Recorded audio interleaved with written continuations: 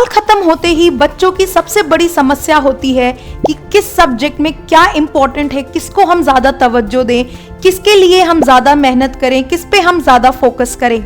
तो इन सारी समस्याओं का हल लेकर मैं आई हूं फॉर क्लास 11th बॉटनी।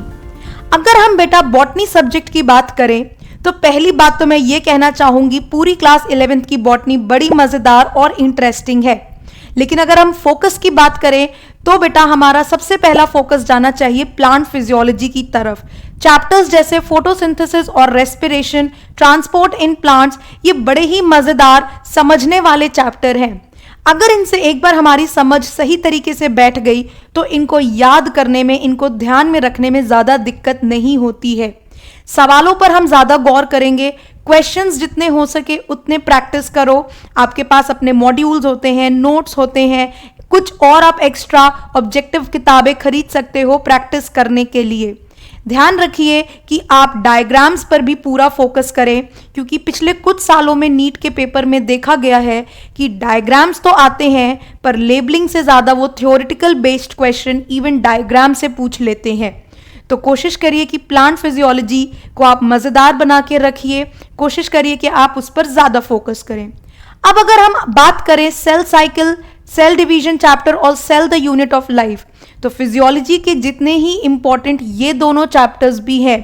बेटा सेल की बात तो हम पिछले क्लास 7 से करते हुए आ रहे हैं, तो ये चैप्टर भी काफी आसान है और काफी ज्यादा मजेदार है। समझ लिया जाए एक बार तो इसको भी याद रखने में इतनी मुश्किल नहीं होती है।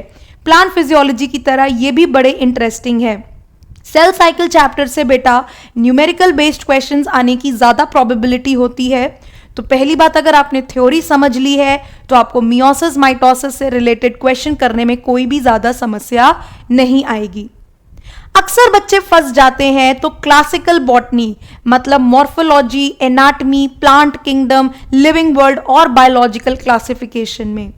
तो मेरी तो बस आपसे इतनी ही गुजारिश रहेगी कि कोशिश करिए कि इन चैप्टर्स को आप स्ट्रिक्टली एनसीईआरटी से ही फॉलो करें। चैप्टर्स जैसे एनाटमी हो गया, मॉर्फोलॉजी हो गया, इन हर चैप्टर्स की एक एक लाइन इंपॉर्टेंट है। किसी भी लाइन से क्वेश्चन फ्रेम कर सकते हैं। इन चैप्टर्स को अपने दिमाग में रखने के लिए कोशिश करिए कि इनको आप बार बार रिवाइज करें। जो चीज आंखों के बार बार सामने आती है तो उसको हम ऑटोमेटिकली, हमारी जो सबकॉन्शियस ब्रेन है उनमें वो सारी चीजें स्टोर हो जाती हैं और जब हम रिकॉल करने की कोशिश करते हैं तो वो हम फटाफट कर लेते हैं। तो बेसिकली हम क्लास 11th की बॉटनी को 3 हिस्सों में बांट देंगे। क्लासिकल बॉटनी, फिर आगे आपका प्लांट फिजियोलॉजी एंड फिर आपका आ जाएगा cell the unit of life मतलब साइटोलॉजी वाले चैप्टर्स, जिसमें से सबसे ज्यादा इंपॉर्टेंस आप दोगे प्लांट फिजियोलॉजी में, जैसे फोटोसिंथेसिस और रेस्पिरेशन। फिर आपकी इंपॉर्टेंस होनी चाहिए cell the unit of life, cell cycle and cell division पे। एंड देन यस, आप सबसे कम अगर हम फोकस की बात करें तो फिर आप दे सकते हो लिविंग वर्ल्ड और बायोलॉजिकल क्लासिफिकेशन। बट हाँ, क्लासिकल बॉटनी से एनाटमी और मॉर्फो पे आपका पूरा ध्यान होना चाहिए।